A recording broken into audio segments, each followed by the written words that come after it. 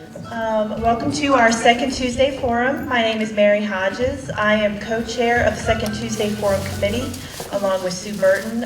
She couldn't be with us today, but she sends her best wishes to everyone. And I'm very excited that you've all come out to hear our wonderful speaker. This is Mr. Christopher Kolakowski. He works over at the MacArthur Memorial, and he was born and raised in Fredericksburg.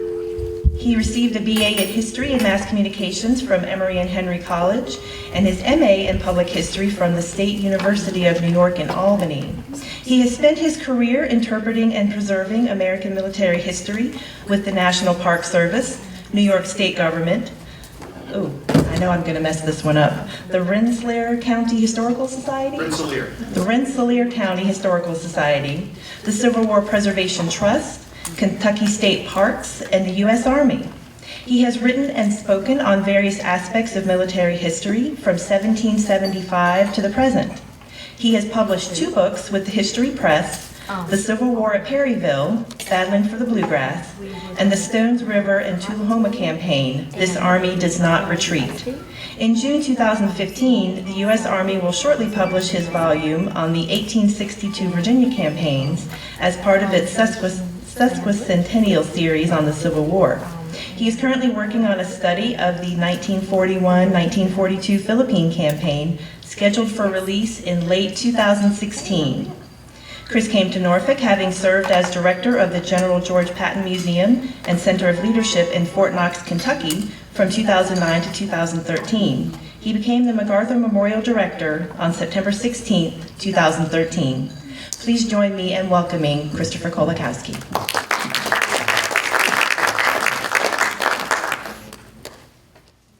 Thank you, Mary. Good afternoon, everybody. How is everyone today? Can everybody hear me okay?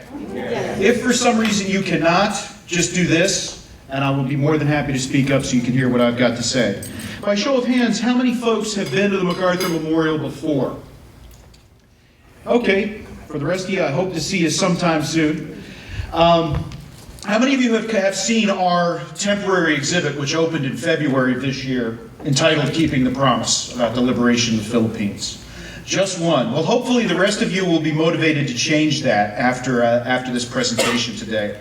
What we're going to do is I'm going to talk for a little bit. I'm going to tell truly one of the great and one of the underappreciated stories of the Second World War. And then afterwards there'll be a little bit of time for questions. I welcome any and all questions and discussion. And from what I understand, from my curator, I've had him for about a year. We hired him away from the Portsmouth lightship, Corey Thornton. Some of you may know Corey from what he has said. I fully expect to have a great discussion today. Not to put you completely on the spot as you take a bite of your sandwich, but that's okay. Prerogative of the boss, I guess. Well, anyway, with that said, let's get going. And too far.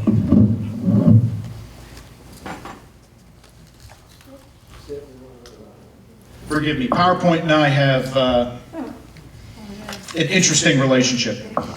Okay, if you get nothing else out of this presentation, this is what I want you to get out, is these 2 points right here.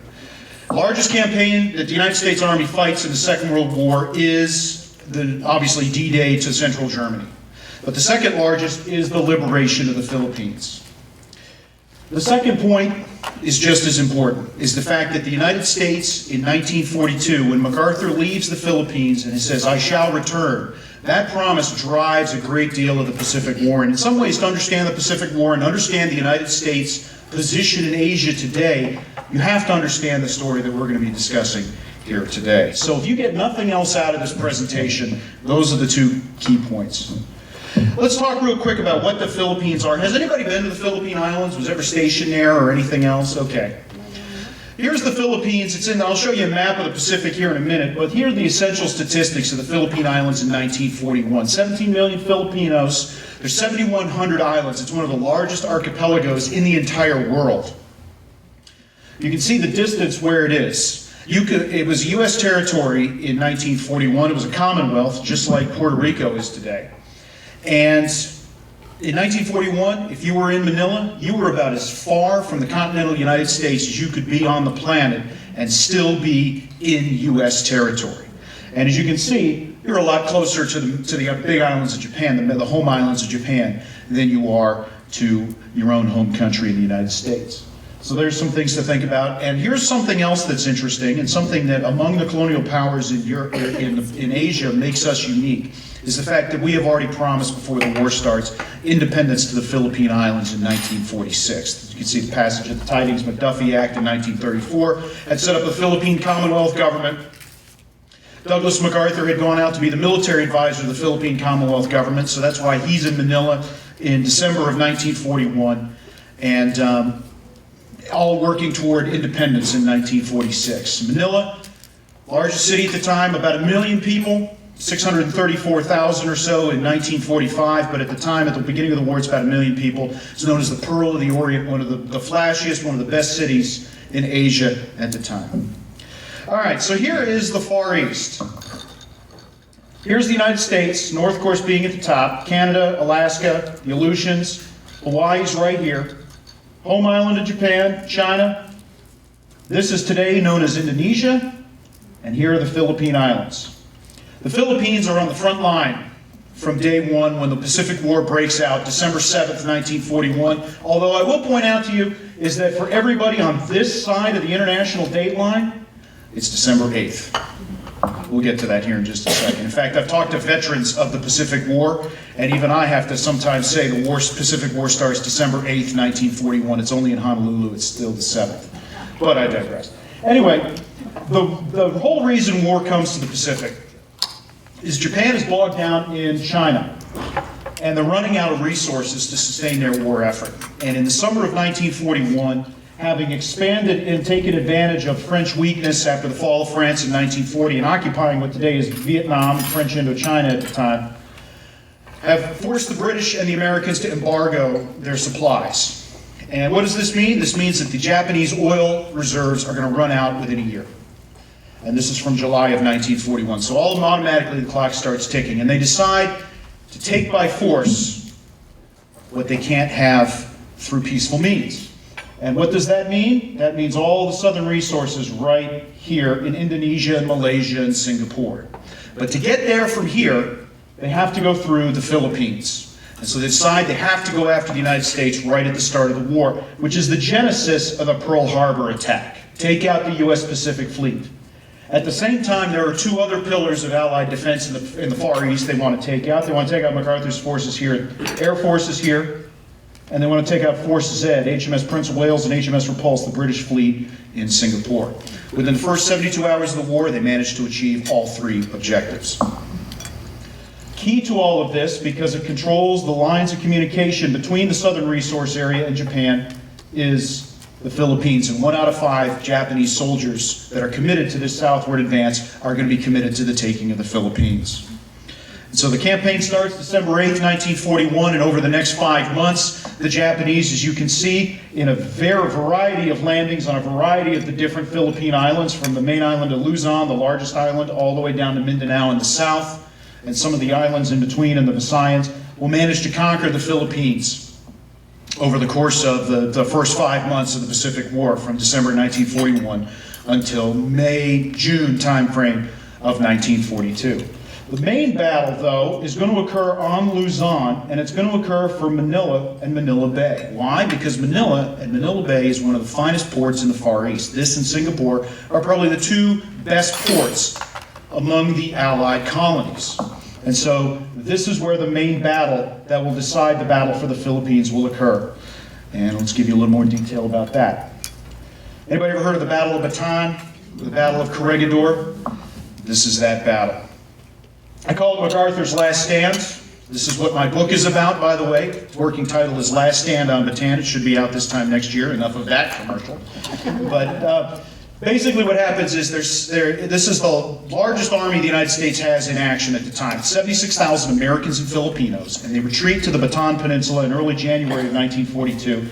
And then in a series of actions, January, February, series of battles here in February, and then again one great offensive in April 1942, the Japanese managed to reduce the garrison. These guys are on half rations from January. By the time they surrender, well, let me put it to you this way. For some of you that are eating lunch today, you're eating more food than they ate all day at the end. So that gives you an idea of the physical state of these guys. This is the commander of baton here, Edward P. King at the end. His boss, Jonathan Wainwright, who's on Corregidor here. As MacArthur said, when the Japanese took Manila, they may have the bottle, I have the cork. And this is the battle here for the cork. Bataan surrenders April 9th, 1942. Corregidor surrenders May 6th, 1942. There's the surrender of the Corregidor garrison. I note the Filipinos among the Americans, by the way. This is very much a joint fight between the Americans and the Filipinos. Now, MacArthur, by direct presidential order, had left the Philippines in March of 1942. And here is the promise. Talk about keeping the promise. Here's the promise. This sets the whole stage. First of all, Dwight Eisenhower, in December of 1941, as they considered the strategic position in the Pacific, what are we going to do? He makes this extremely astute and extremely accurate statement. The people of the Far East are watching us. They will excuse failure. They will not excuse abandonment. Remember that. That frames the problem extremely well. Franklin Delano Roosevelt, the last few days of 1941, makes that pledge. MacArthur, when he gets to Australia on St. Patrick's Day, 1942, this is the statement that he issues to the press. It's a very famous statement, of course. The President of the United States has ordered me to break through the Japanese blockade and proceed to Australia for the purpose, as I understand it, of organizing the American offensive against Japan, a primary object of which is the relief of the Philippines. I came through, and I shall return. 1943, MacArthur's staff comes to him and says, "Sir, we want to print 'I shall return' on chocolate bars, on pencils, on different needle and thread kits, things like that, and we want to ship them to the Philippines." MacArthur, we have the note in our archives. MacArthur writes, "No objection, I shall return," with emphasis on the word shall. So this is a personal thing for him. And by the way, I should point out, we'll talk about this a little bit more in detail as we go. Where was MacArthur living on December 8th, 1941? His residence was in Manila. So for him, it's the longest he'd ever lived anywhere in his life up to that time. So for him, "I shall return" is not just a pledge to the Filipinos, which they take as gospel, but it's also a personal pledge for himself. I have to go home. My home is the Japanese. People don't realize that of all the senior American generals in the Second World War, Douglas MacArthur and his family probably suffer the greatest personal losses. Again, I'm foreshadowing some things that we'll talk about in a little bit more detail a little bit later. "I shall return" is magic words to the Filipinos. Most Filipinos, the United States is some chimerical sort of thing halfway around the world. But Douglas MacArthur is the personification of the United States to most Filipinos. And so when he says, "I shall return," they take that to the bank. Japan rules the Philippines. Very quickly, I've got a couple of slides here that illustrate a little bit more what I'm going to talk about here. First thing the Japanese do is they don't treat our prisoners very well at all. And this includes the 74,000 Americans and Filipinos that surrender on Bataan. They are marched 66 miles in 2 weeks. 74,000 start, 54,000 arrive at the prisoner of war camp. At least 11,000 died on the road, several other thousand escaped into the hills. It is one of the great atrocities of the Pacific War, and to this day, the memory of that and the fact that the Japanese do not teach their school children about this is a political issue in the Far East. Just like the Railway of Death, just like comfort women with the Koreans and so on and so forth. They intern all Allied civilians. I'll show you what that means here in a minute. They create a puppet government. The Commonwealth government under Manuel Quezon and Sergio Osmeña had escaped into exile and arrives in Washington in the summer of 1942, but they had left members of the cabinet behind to deal with the Japanese and create a puppet government. And so that will be created and it will exist until 1945. And actually all the guys will get pardoned after the war. And then the Japanese create this wonderful thing, the Greater East Asia Co-Prosperity Sphere. And the idea is to unite all of the former colonies under Japan. And the co-prosperity isn't really co-prosperity. It means we're going to take all our resources for Japan. The Philippines, one of the richest rice growing areas, they convert most of that to grow rubber, grow other things necessary, and to till the fields for things that sustain the Japanese army. And so by the time 1944 rolls around, 17 million Filipinos are on the verge of starvation in one of the more lush areas of farmland in the Far East. Here's some American prisoners of war. They sent home most of the Filipinos in an amnesty in the summer of 1942, but there are 10,000 Americans that will endure up to 3.5 years of captivity under the Japanese. And you'll notice the diet, notice how thin their legs are. That tells you something about their diet. Here's some American civilians. There were about 500 in the northern town of Baguio. This is the maternity ward. Men, women, children. Oldest as much as in the mid-70s. The youngest at liberation was 2 days old in 1945. And then in Manila, 4,000 Allied civilians, vast majority Americans, but there are Poles, there are English, there are Australians, Russians, any Allied nation go in here. If you're German, Spanish, Swiss, or Italian, you're either neutral or because you're an Axis Allied country, you're free. You can go about your business and do what you need to do. By the way, this includes a lot of escaped Jews that had escaped and had been admitted to the Philippines before the war started, who still had their German passports. But this is the campus of Santo Tomas University in the center of Manila, and actually the northern part of Manila. And you'll notice the little shacks around the administration building. Those are built by the internees. They're interned in February of 1942. They will be liberated in February of 1945, and for 3 years they will live in this basically small town in the middle of the Philippine capital city. Now, not all resistance ends with the fall of Bataan and Corregidor, and actually the Philippines, you can see all through the Philippines, guerrilla movements start up. You can see pictures of some of the guerrillas here, pretty gruff-looking characters, if I do say so myself. Largest anti-Axis movement, resistance movement in the entire world is the Polish Home Army with 400,000 people. Second largest is the 250,000 Filipinos and Americans right here on the islands. And it's not just fighting the Japanese, it's also providing intelligence. Where are the Japanese? Where are their defenses? Where are they weak? So that MacArthur can help plan for his return. This shadow army here will be ready to strike when MacArthur comes back. And they are preparing for the day. And they're reminding the Filipinos, they're the conduit for the propaganda that MacArthur smuggles in, this I shall return stuff. They're preparing the Philippines for the day that the United States comes back. The Japanese are telling them, hey, the United States forgot you, the United States abandoned you. The guerrillas are saying, hey, no. They're counteracting all that propaganda, and an essential tool for the liberation. Okay, so what's going on outside the Philippines? May 1942, the Japanese hold an area basically encompassing when I'm swinging the pointer around here. And over the next roughly 2 years, the United States, in 2 concentric drives, Chester Nimitz here from Hawaii coming across the Central Pacific, and then MacArthur and Bull Halsey coming up from Australia and the Solomon Islands, advance up through New Guinea, the Solomons, and then start bouncing along the New Guinea coast.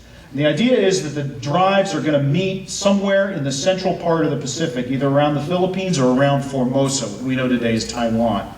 And the idea is to cut the home islands off from the southern resources area down here. Now, there's a big debate that starts in the summer of 1944, and it comes down basically to this. Do we go to Luzon, right here, or do we go to Formosa? Formosa having been a Japanese colony since 1895. There's a big debate between Washington, Honolulu, and MacArthur's headquarters down here at Brisbane, later moved to New Guinea.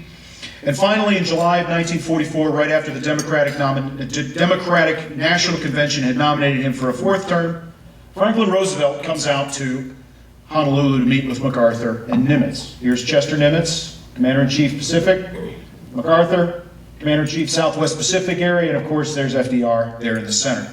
Take a guess as to which one he has the better, longer relationship with. When they met, they talked like they were old friends. They hadn't seen each other since 1937, but remember, MacArthur was Chief of Staff of the United States Army for the first 3 years of FDR's term in office as president in his first term. So they go back a long way. And so they meet, and they say, where should we go? And Nimitz Nimitz tends actually towards MacArthur's position, and MacArthur's position is thus. He says, first of all, 17 million Filipinos are on the verge of starvation. Militarily, we have better airfields, we have better ports, it's a better spot to go to the Philippines. We have all these guerrillas. But most importantly, sir, you promised. We said we were going back. We have to go back. There is a moral obligation to the Philippines, and he uses that exact term. There's a moral obligation to go back. Back in Washington, Ernest King, who quite frankly probably doesn't want to give MacArthur any more glory than he already has, wants to go to Formosa. But you know what actually turns the whole thing at the end? Nimitz and MacArthur both tell FDR, say, we can go to the Philippines and we can liberate the islands with all the resources we already have in our theater. To do Formosa, they have to strip Europe of ships, logistics, all kinds of things, and ship it out here to even hope to land in Formosa in March of 1945. Now, what is going on in Europe in July of 1944? Well, the conference at Pearl Harbor is July 26, 1944. The day before was Operation Cobra, the breakout from Normandy. And so Eisenhower is just about to break out and just about to race across France. Rome has fallen. They're pushing north up the Italian peninsula. The Russians are advancing from the east. It looks like victory in Europe is very close. All they have to do is push the resources already programmed to Europe there, and Germany will probably die a fairly quick death, which in fact is generally the case. But if you were to pull those chips out, pull that out of that effort, and come over to the Pacific, that's just not in the cards. And so that argument, as much as anything, turns the other way. And MacArthur plays one other card as well. He said, sir, if you break the promise, it will generate, this is a direct quote, it will generate complete resentment against you, which the people would register at the polls this fall. FDR may take some chances, he may play around from time to time, but there's one thing he doesn't play around with, and that is elections.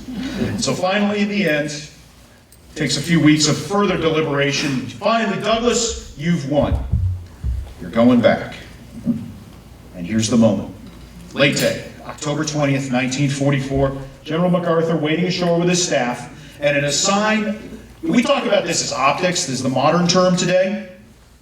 MacArthur, who was the first public relations officer in the history of the United States Army, understood the value of optics as much as anybody. Who is standing to his right?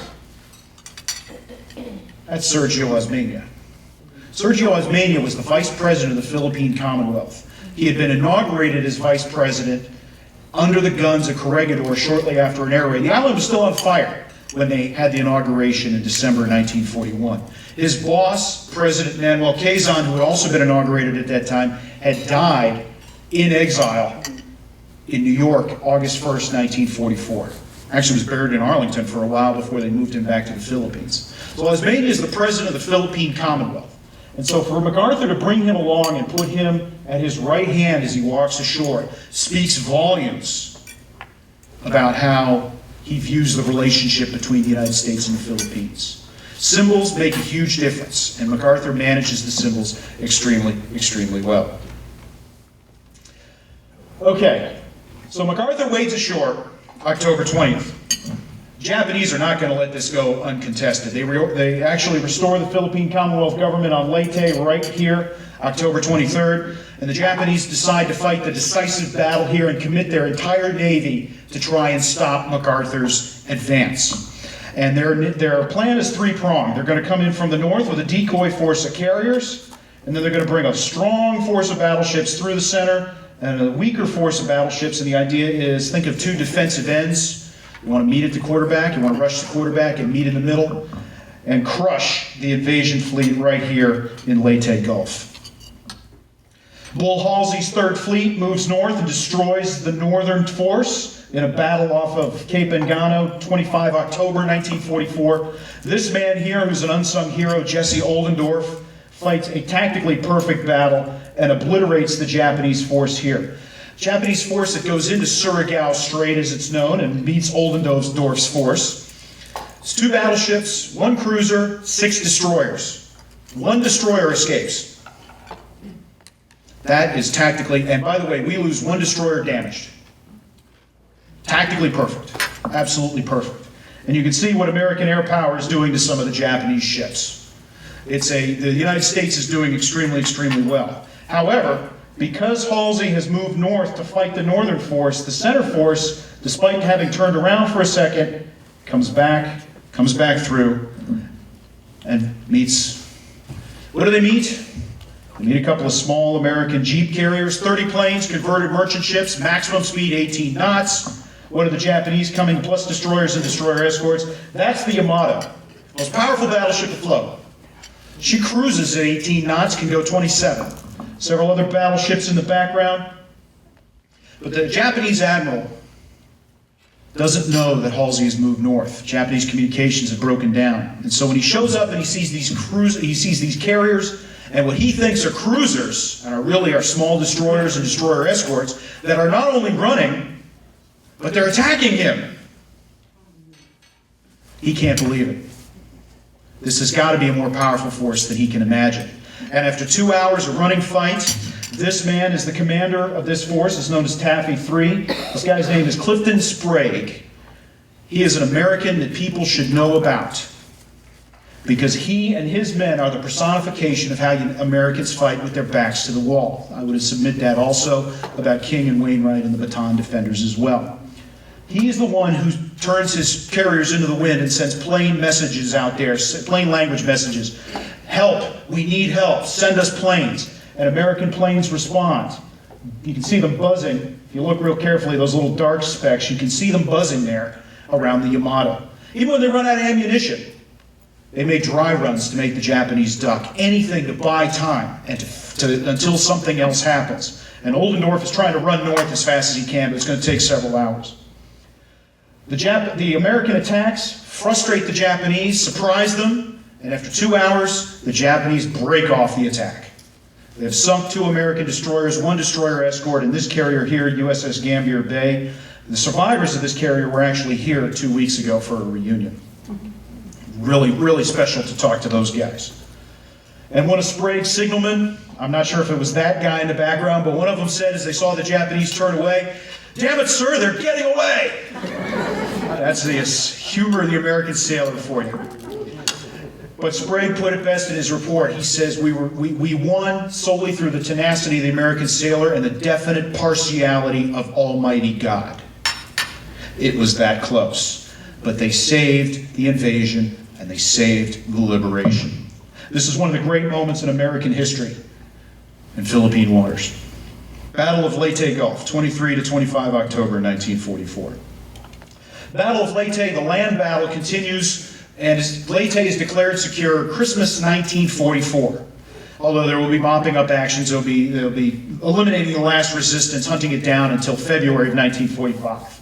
And so the next target, the main target, if you will, is the main island of Luzon. Here's Manila, Bataan and Corregidor.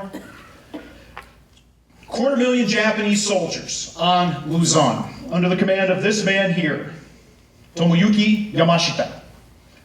He's the Tiger of Malaya. He is the man that had taken the fortress of Singapore at the beginning of the war. The greatest defeat the British Army, largest surrender the British Army has ever suffered. The Germans had told him he'd take a year and a half to take Singapore. He took it in 70 days. With 30,000 men, he beat 130,000 British and Indian troops. This guy knows what he's doing. Now his mission, unlike MacArthur, who was to hold Manila Bay in 1942, his mission is just to hold on as long as possible and to bleed the Americans and keep them distracted from a possible invasion of the home islands. And so he groups his army, and he groups his forces into 3 separate groups. He's got 150,000 under his personal command in northern Luzon, in central Luzon 30,000 men, and then the balance down in south central Luzon here as well. So he's not going to fight the Americans on the beaches. The Americans decide to land. The U.S. 6th Army is going to land first here at Lingayen, early January, followed by in late January, U.S. 8th Army down in southeastern Luzon. Again, meet at the quarterback, drive toward Manila, secure the Central Plain, the air bases in the area, and then start securing the hills once you've secured Manila Bay. That's the general strategy for taking on Luzon. This is the largest battle the United States will fight in the Pacific. It's the battle for the liberation of the Philippines in 1945, and specifically the battle for Luzon. This is how the Filipinos greet us on the first day. By the way, notice they call it S-Day? That's because after June 6, 1944, D-Day was taken. There was only one D-Day, so they started taking other letters. But that's what they call it, is they call it S-Day. The landing on Leyte was A-Day, by the way. But this is how the Filipinos greet our soldiers. That tells me the propaganda's work. They have not forgotten. And this photograph, as much as any, illustrate that whole thing of keeping the promise and what it meant to the Filipinos in 1945 and what it still means for the Filipinos today. MacArthur, go to Manila. He wants to get back to Manila. 6th Army pushes into the central Luzon plain. How many of you have ever seen the movie The Great Raid? It came out back in 2005. How about the John Wayne film Back to Bataan? Has anybody ever seen that? Okay, well, if you remember the beginning of that, of course, The Great Raid told this story. There was an amazing, amazing liberation. 511 Allied, mostly American prisoners of war, languishing in the prisoner of war camp at Cabanatuan, right there. They were 2 miles behind Japanese lines. There was a Japanese division moving into the area, and the U.S. 6th Rangers, assisted by Filipino guerrillas, liberate the camp, liberate the men, and march them back to American lines, January 30th, 1945. This is an army that is not just here to avenge defeat. It is an army of freedom. It is an army of liberation. Most of the American prisoners had been sent on hell ships to Japan, and the Japanese didn't mark those ships. 24%, if you were captured by the Japanese during the war, you had a 24% chance of dying. And a lot of times, if the starvation and illness and overwork didn't kill you, it was those unmarked prison ships that were sunk by mistake, but by Americans that you couldn't blame because they didn't know what they were shooting at, either submariners or aircraft. These are the last guys that, quote unquote, were too sick to move. The other ones were able-bodied, and as able-bodied as you could be. These guys were the ones that were too sick to move. And they're the ones that had been left behind here at Cabanatuan. This is one of the great stories. If you haven't had a chance, I commend either one of those films or the book Ghost Soldiers by Hampton Sides. So 6th Army pushes into central Luzon, and on the last day of January 1945, MacArthur puts the 1st Cavalry Division and the 37th Infantry Division down at the southern end right in here, and he says, go to Manila. Bounce off the Japs, go around the Japs, but go to Manila. And that's a direct quote. And so they will start a race down here to Manila, the National Guardsmen versus the Cavalrymen. The Cavalrymen will win and enter the city of Manila on the 3rd of February, 3rd, 4th of February, late 3rd and the early morning of the 4th, 1945. Meanwhile, U.S. 8th Army, the 11th Airborne Division, one of the great drops of the Pacific War, parachute drops, will come in from the south and will approach Manila's southern suburbs in early February also. You can see Yamashita is pretty much letting them have it. He's ordered the Japanese to fall back into the hills to the east, which, by the way, is where Manila gets its water supply. He's also ordered the defense of Corregidor here, and the rest fall back into the hills. Everybody can do that. Everybody follows that order, except for the 15,000 naval personnel in Manila itself. Their admiral's a man named Sanji Iwabuchi. He's their commander. And he lost face earlier in the war because he commanded one of Japan's battleships that was sunk off the island of Guadalcanal. And on this anniversary of the founding of the United States Marine Corps, one of their great battles. He's going to save his face by fighting in Manila. MacArthur had declared it an open city in 1941. Come on in, I'm not going to defend it. In 1945, the Japanese are going to fight house to house. But before we get to the actual battle, here's some great shots that say as much as anything what the liberation means. This is Santo Tomas. Remember that picture I showed you earlier, the administration building from the air? This is the front door. And this is the first American flag that these civilians have seen in 3 years. Who are these people? These people are just like you and me. The whole reason that they've been in this situation is because they work overseas. Some of them work for Firestone, some of them work for oil companies, businesses, banks, all kinds of things. There's some government people in here from the High Commissioner's office. There's the President of the Chamber of Commerce. They're just like us. They just got in the way of a war. And this is the first flag that they have seen in 3 years. These are some American infantrymen with some of other liberated from another part of the Manila Bilibid prison. Those children were born in captivity. Many of those children were born in captivity and lived the first few years of their life as internees. And then here's some of the Cabanatuan live once they're back in 6th Army lines. And you can see, I don't know how well you can see from back where you are, but that photo, the absolute pure unadulterated joy on their face, that they're back among the American Army.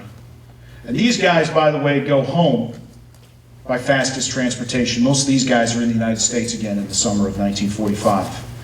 Although many of them probably won't get out of hospital and won't be fully nursed back to health until mid-1946.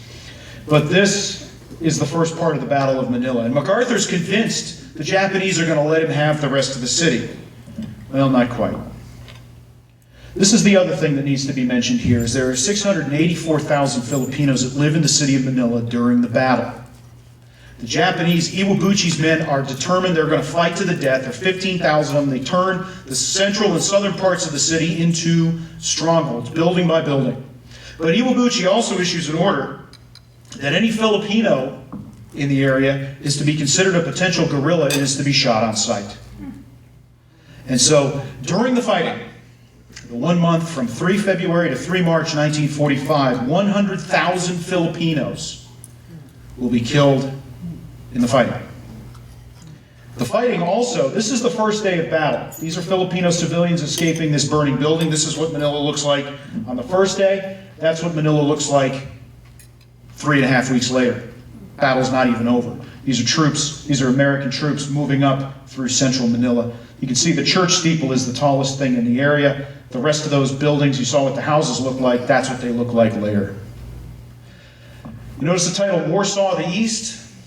I like to use this analogy partly because one of my ancestral hometowns is Warsaw, Poland. Warsaw, of all the Allied cities, suffered the worst. 85% destruction during the Second World War. Number 2, 75% destroyed is the city of Manila.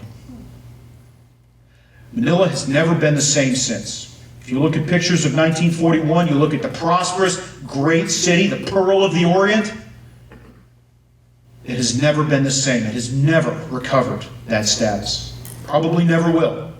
And 1945 scars Manila to this day. MacArthur goes home. MacArthur and his family lived in the penthouse of the Manila Hotel. And on Christmas Eve 1941, they had left on 4 hours' notice. They had left everything behind, including his father's papers, including his medals, including personal papers, official papers. If you go over to the memorial today and you want to research MacArthur before 1941, it's very hard to do because a lot of it was destroyed. We know what was lost.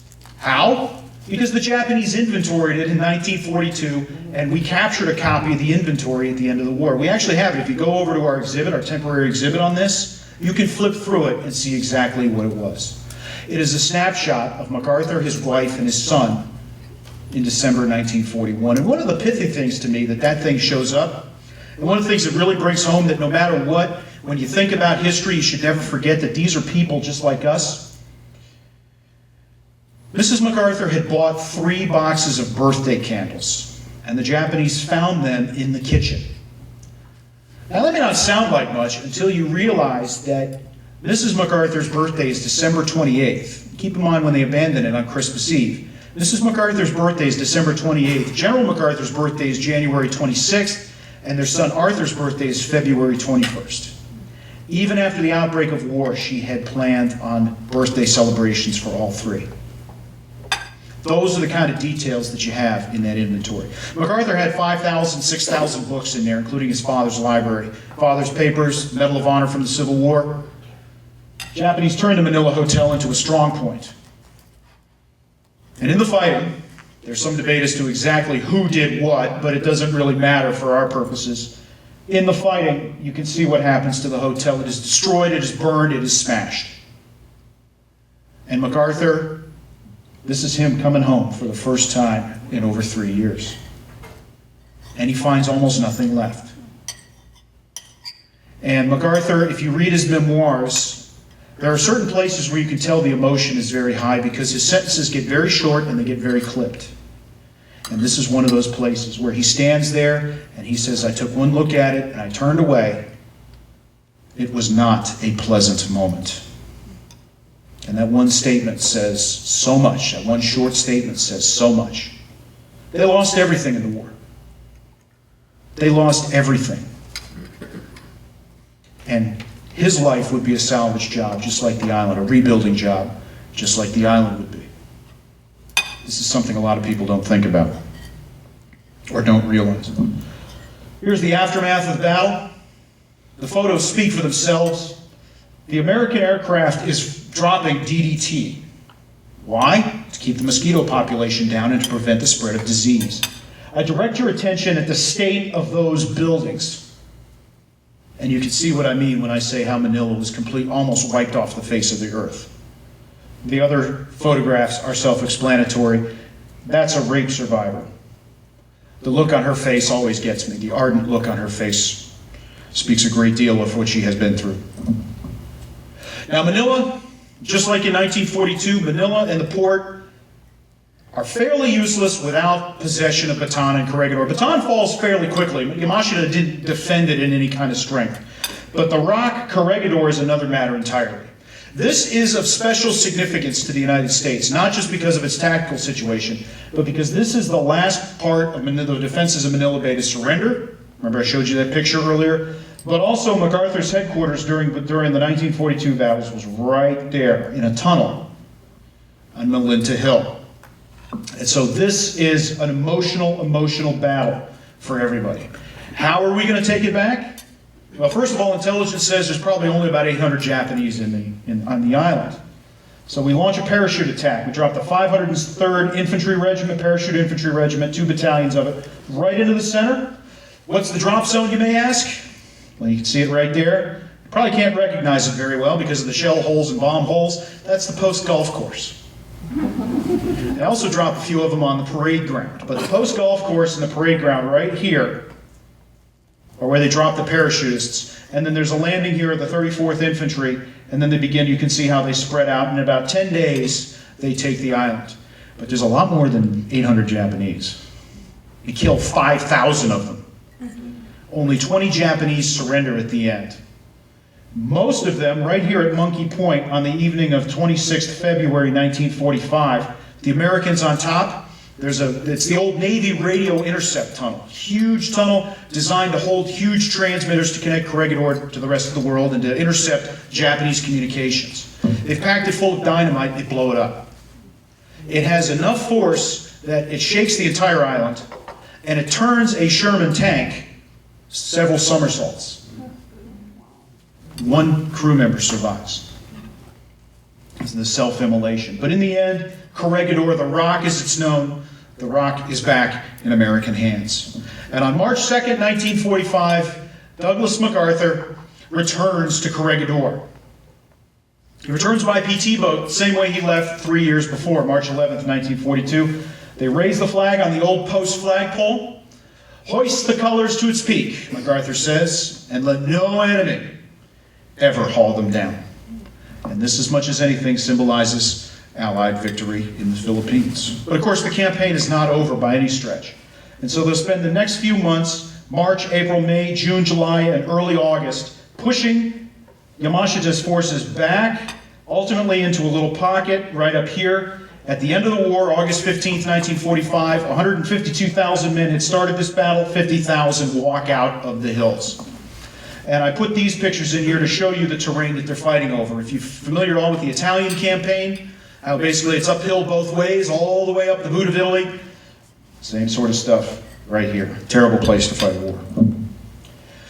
Rest of the Philippines. 8th Army, 6th Army fights on Luzon. The rest of the Philippines is the task of the 8th Army to liberate, and they, in a series of lightning operations, 44 days, 38 separate landings in 44 days. It's incredible. Liberate the southern islands. The guerrillas help. In fact, in some places, the Filipinos liberate themselves. And one of the great stories from this, and we tell it over in the exhibit, one of the great stories is right here at the island of Panay. When the U.S. 40th Division shows up, and the cruisers and destroyers turn their guns on the beaches and they're about to open fire, they've got a great target on the beach because it's full of people. They're about to open fire. When at the last minute somebody says, wait a minute, they're signaling to us. That's the Filipino guerrillas. They had liberated the island. They liberated 80% of the island. And they had a party waiting for them. The civilians greeting them. The Filipino guerrillas and Commander Peralta greets the Americans ashore in ranks, at attention. He salutes and reports for duty. We've taken 80%. We need your help for the last 20% in the northeastern corner.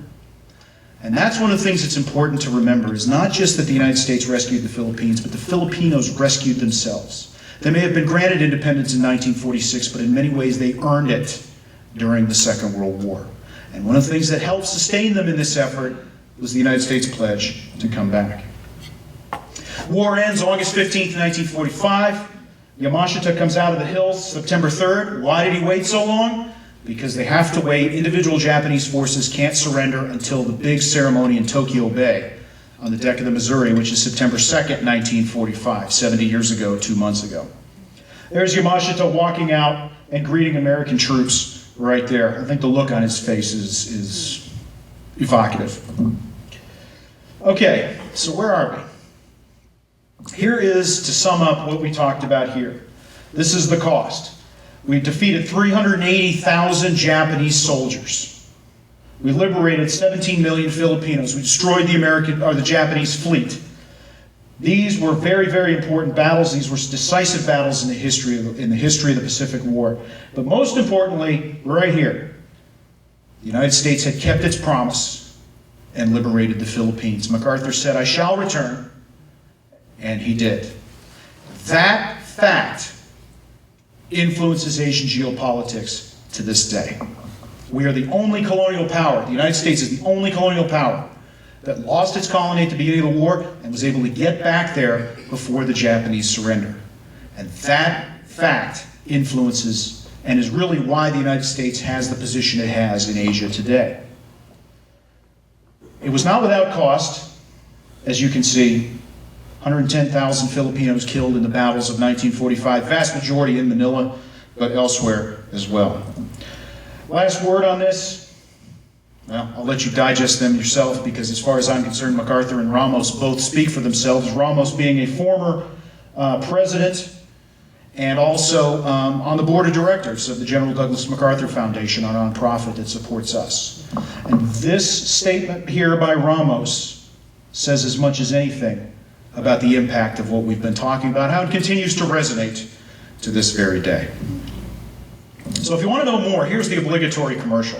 If you want to know more, this is a special exhibit at the memorial that is up until January of 2017. It's in our visitor center. I invite you to come on over and see us. We're free, open to the public. You can see our hours here. We're right in the heart of downtown Norfolk. Open Tuesday through Saturday and also on Sunday. We're closed to the public on Mondays. And if you want more information about the memorial, or to follow us on Facebook, there you go also. But the story that we've been talking about here, and I know I've had to go very quickly because I condensed 4 years of history into about 45 minutes, is powerful. It's a powerful story. It's a powerful story on a human level, but it's also a very powerful story in the sense that it resonates to this day. And to understand Asia, to understand the United States' relationships in Asia, to understand the United States' position in Asia today, this story is absolutely essential to understand, and it continues to impact to this very minute. So folks, I'd like to thank you for your attention. If you have any questions, I will be happy to answer them. Thank you very much.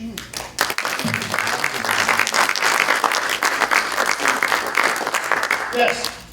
Would you verify or disavow that MacArthur, the picture was taken on the second take?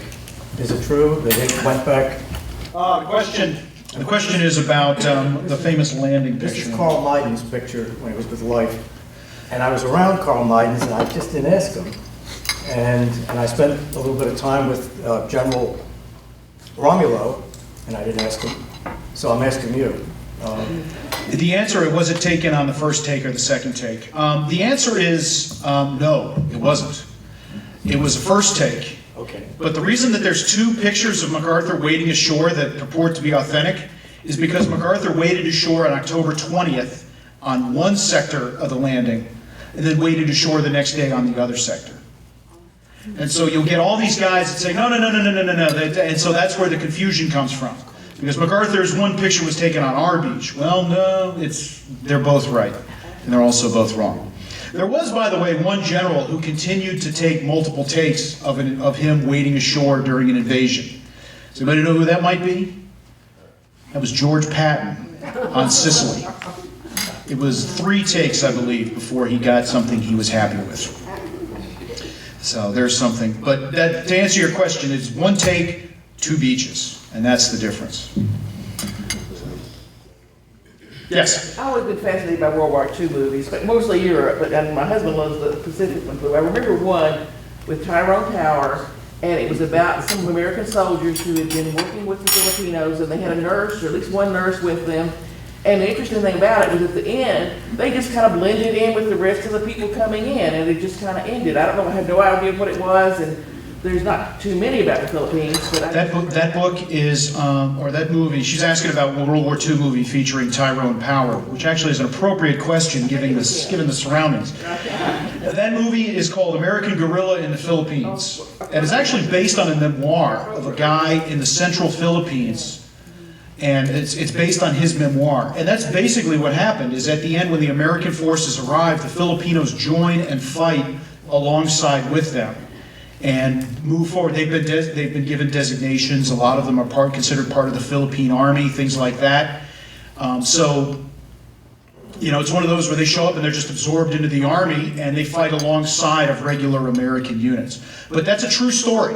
The book and the film are both titled American Guerrilla in the Philippines, and they came out in the late 40s. I just remember because it was Tyrone Towers. Yeah, and it's a very powerful story. It really is. Yes. You're a wonderful teacher. Thank you very much. What is our legal relationship to the Philippines today? Part of the Commonwealth? How does that?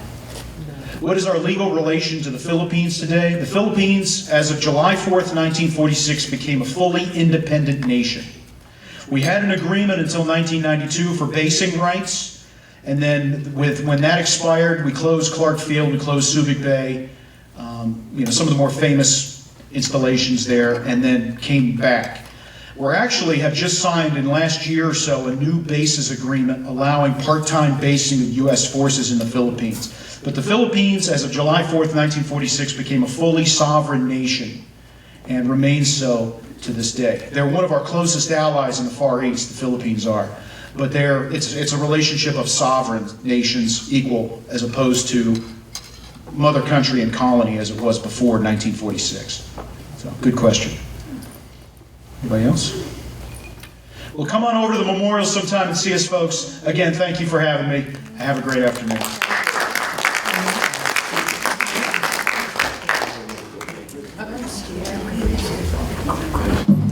Well, thank you so much to Mr. Kolakowski. If you would all please take a moment to fill out your surveys. If I missed anyone, please raise your hand. I'll be happy to come by and bring you surveys. And I have some pens if anybody needs a pen also.